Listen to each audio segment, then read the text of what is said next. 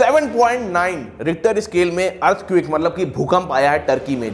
आपको पता ही होगा यार, किसी भी भूकंप को नापने का पैमाना क्या होता है, मतलब कितनी तेज आया कितनी धीमा आया, तो इसको एक रिक्टर स्केल में नापा जाता है, जो कि एक अमेरिकी वैज्ञानिक ने इसको ढूंढा था 1935 में, जिसको 7.9 आपको बता दूं ये इतना ज्यादा तेज होता है कि किसी भी देश में अगर परमाणु बम अगर आप फोड़ दीजिए तो उसका अगर नापेंगे कि उसमें पृथ्वी कितनी हिलती है तो लगभग 7.2 हिलती है। आप सोच लीजिए परमाणु बम से भी ज्यादा तेज होता है 7.9 अगर रिक्टर स्केल का कहीं भी भूकंप आता है। समझ लीजिए कि एटम बम से भी ज्यादा बड़ा हमला हो चुका है इस समय तुर्की पे, और बताया जा रहा है कि यार ये टर्की में इस समय में 10,000 लगभग लोग अनुमान लगाया जा रहा है। किसी न्यूज में बोला जा रहा है 5,000, किसी में 6,000, लेकिन कई सारे न्यूज अब ये भी बोलने लग गए हैं कि मलबे में कम से कम अगर सब कुछ गिना जाए तो लगभग 10,000 से ज्यादा लोग मरे पाए जा सकते हैं।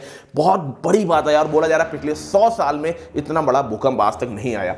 हालांकि यार ये भूकंप आता क्यों है ये आपको मैं एक बार छोटा सा जल्दी से एक बार समझा देता हूं। देखिए, अगर मैं अपनी जो है अर्थ की या पृथ्वी की बात करी जाए तो आपको ये फोटो दिख रही होगी। पृथ्वी 4 हिस्सों में बटी हुई है। अगर बिल्कुल डीप जाते हैं, मतलब जहां पे आप खड़े हैं जमीन पे ग्राउंड पे खड़े हैं, उससे अगर आप बिल्कुल डीप जाते हैं लगभग 6,000 किलोमीटर अगर आप खुदाई करके नीचे चले जाते हैं तो आपको मिल जाती है वहां पे इनर कोर मिल जाती है, जो कि बहुत ज्यादा वहां पे सॉलिड एंड जो है निकल की वो पूरी रॉक बनी हुई है। उसके बाद अगर आप आउटर कोर की बात करेंगे, जो उसके जस्ट ऊपर एक और जो कोर आती है वो लिक्विड की बनी हुई है, लिक्विड आयरन और निकल की वहां पे बनी हुई है। और उसके ऊपर अगर आप आते हैं, लिक्विड के ऊपर अगर आप आ जाते हैं तो वहां पे आपको मेल्टन मिल जाएगी, जो कि लिक्विड रॉक मतलब सॉरी जो पत्थर है वहां पे टिगले तरीके से आपको मिल जाएंगे। और जो सबसे ऊपर होती है जो क्रस्ट होती है जिसपे हम लोग खड़े होते हैं वो क्रस्ट होती है, जो कि लगभग मतलब क्रस्ट कितनी गहराई होती है, लगभग आप 40 किलोमीटर पृथ्वी में गहराई तक चले जाओ उतनी दूर तक आपको क्रस्ट आराम से मिल जाएगी। 40 to 50 कहेंगे 60 किलोमीटर पे क्रस्ट पाई जाती है।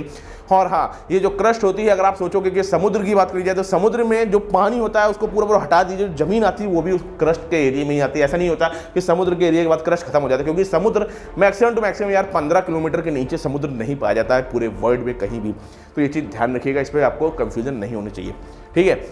तो होता क्या है कि जब ये जो क्रस्ट है ना, जो इनर क्रस्ट होती है, जो लिक्विड क्रस्ट होती है, जहां पे मैंने आपको बताया लिक्विड क्रस्ट आपको दिख रहा होगा, कहां पे होती है लिक्विड क्रस्ट आपको दिख रहा होगा, तो आउटर कोर में जो लिक्विड क्रस्ट होती है वो आपस में समझ लीजिए बहुत ज्यादा गर्म होती है। और जब गर्म होती है तो ज्वालामुखी के रूप में ऊपर आना चाहती है। तो ऊपर जब आना चाहती है तो यार देखो, पृथ्वी ऊपर जो है रॉक से बनी हुई है। तो रॉक में क्या होता है कि जो रॉक है वो प्लेट्स है, जो है पृथ्वी के अंदर कई सारी प्लेट्स में जो है अर्थ बटी हुई है। आपको फोटो में दिख रहा होगा किस तरीके से रॉक में कई सारी प्लेट्स में बटी हुई है। इंडिया भी जो है एक प्लेट में आता है, मतलब अलग अलग पेनिनसुला समुद्र के इस तरीके से बांट दिया गया है। लेकिन जो ऊपर वाली रॉक है, जो ऊपर समझ लीजिए कोई चीज है, अब नीचे से कोई चीज प्रेशर से ऊपर आती है तो लिक्विड प्रेशर से गर्म प्रेशर से ऊपर की प्लेट्स होती है वो तो या तो हटेंगी या तो आपस में भिड़ेंगी। अगर हटेंगी तो इधर वाली हटेगी तो इधर जो दूसरी प्लेट होगी उससे भिड़ जाएगी, इधर होगी तो किसी भिड़ जाएगी। तो यार इस तरीके से क्या होता है कि जब हटती हैं भिड़ती हैं तो आपस में भूकंप बहुत तेजी से आता है। अब प्रेशर कितनी तेजी से नीचे से आ रहा है ये भी डिपेंड करता है। और प्लस में प्लेट्स भी हर साल बताया जाता है बढ़ती रहती हैं, और कुछ प्लेट्स ऐसी होती है नॉर्मली एक दूसरे से बढ़ती लड़ जाती है एक दूसरे से, और उसके कारण से भी भूकंप आ जाता है।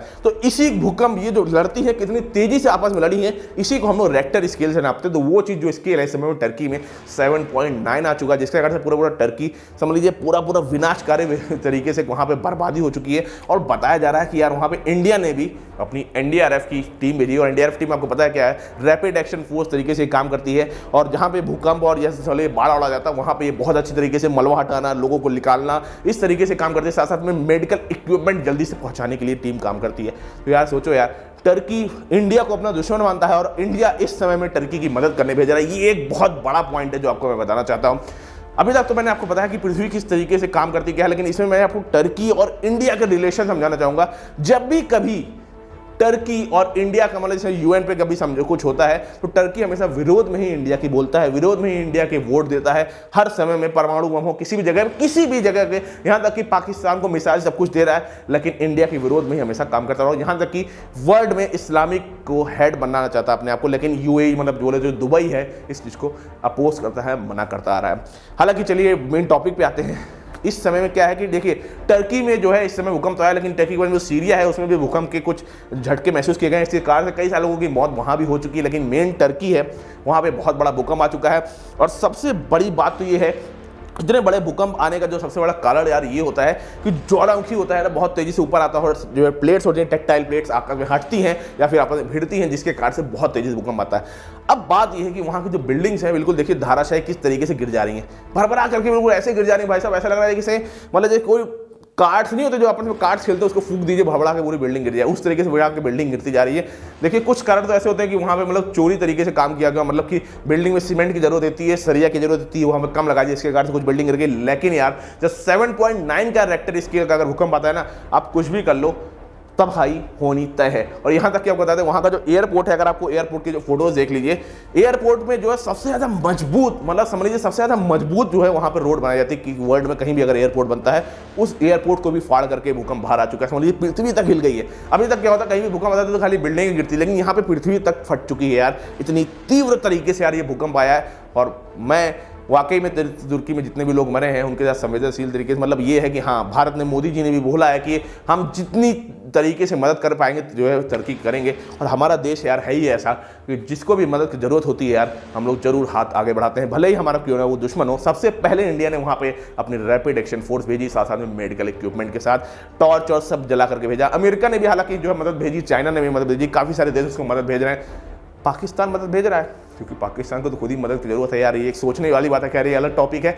लेकिन यार हाँ, तुर्की में जो लोग मरे उससे मुझे काफ़ी ज़्यादा बुरा लग रहा है। और एक चीज़ ये है कि इससे हमारे नेशन को काफ़ी सारी चीज़ें सीख जानी चाहिए कि अभी भी हमारे देश में अगर भूकंप आता है तो हमको क्या अपने घरों को गलत तरीके से बनाना, खासकर ये जो गलत तरीके से कॉलोनीज बन रही है, ये सब बन रही है, आप कम से कम इतना अच्छा तो बनाएं कि आपका कम से कम 5 रेक्टर तक आपकी जो घर है वो कम से कम झेल पाए। ये नहीं कि भाई साहब जो है जैसे भूकंप आया जो घर है भड़बड़ा गिरे, क्योंकि इंडिया की पॉपुलेशन 140 करोड़ है और कहीं भी हल्का से भी कुछ है तो भाई साहब वहाँ पे तो तुर्की में तो यार देखिए यार थोड़े बहुत लोग मरे हैं अभी, मतलब 10,000 लोग मरे हैं। लेकिन इंडिया में ये 10,000 जो होगा ना वो इंडिया में 1 लाख हो जाएगा, क्योंकि पॉपुलेशन बहुत डेंस है इंडिया में।